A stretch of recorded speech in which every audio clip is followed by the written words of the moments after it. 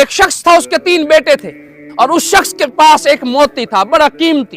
تو اس نے اپنے تینوں بیٹوں سے کہا تم میرے بیٹوں میں سے جو نیکی سب سے زیادہ بڑی نیکی کر کے آئے گا میں یہ قیمتی موتی اسی کو دوں گا.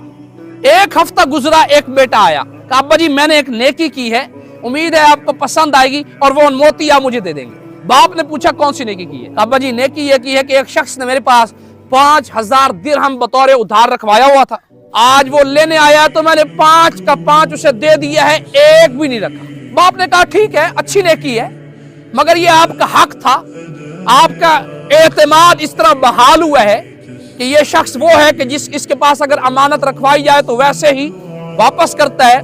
اچھی نیکی ہے لیکن اس نیکی کے بدلے میں آپ کو موتی نہیں دوں گا. اگلا ہفتہ گزرا، دوسرا بیٹا آ گیا، کہا ابا جی میں نے ایک نیکی کی ہے. کیا نیکی کی ہے بیٹا آپ نے؟ کہا ابا جی میں ایک دریا سے گزرا، میں نے دیکھا ایک شخص ڈوبا جا رہا ہے، میں نے اپنی جان کی پرواہ کیے بغیر دریا میں چھلانگ لگا دی ہے، اس کی جان کو بچایا ہے. ابا جان اگر آپ کے نزدیک یہ نیکی ہے تو وہ موتی مجھے دے. باپ نے کہا بیٹا بہت بڑی نیکی ہے، ایک انسان کی جان بچانا گویا کہ پوری انسانیت کی جان بچانا ہے. باپ نے کہا نیکی اچھی ہے لیکن موتی آپ کو نہیں دوں. اب تیسرا آیا جی، اس نے کہا جی میں نے جو نیکی کی ہے نا وہ یہ کی ہے کہ میں ایک پہاڑ سے گزرا ہوں، میں نے دیکھا ایک شخص پڑا ہے بے ہوش، اگر وہ اس بے ہوشی کے عالم میں پڑا رہتا اور تھوڑا بہت بھی ادھر ادھر ہو جاتا تو پہاڑی سے گرنے کا خدشہ تھا اور مر جاتا. میں اس کے قریب گیا ہوں، جب قریب جا کر میں نے دیکھا ہے میرا دشمن تھا.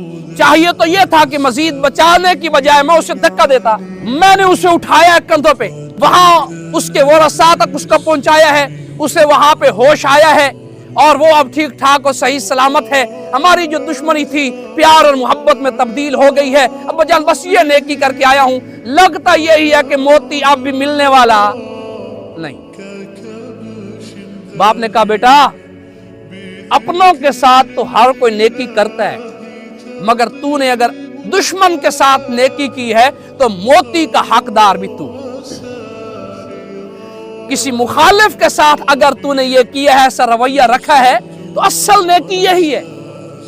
اس لیے اختلافات ہوں، اگر پہلے تو اللہ ہمارے اختلافات کو ختم فرمائے، لیکن اس نہج تک نہ پہنچ جائیں کہ ہم اس کی عزت کو پامال کرتے پھر رہے ہوں، اسے بدنام کرتے پھر رہے ہوں، اسے خراب کرتے پھر رہے ہوں، یا اس کی جان اور مال کے درپے ہو جائیں کہ جب موقع ملے گا یا جانی نقصان پہنچاؤں گا یا مالی نقصان پہنچاؤں گا. یہ نہیں ہونا.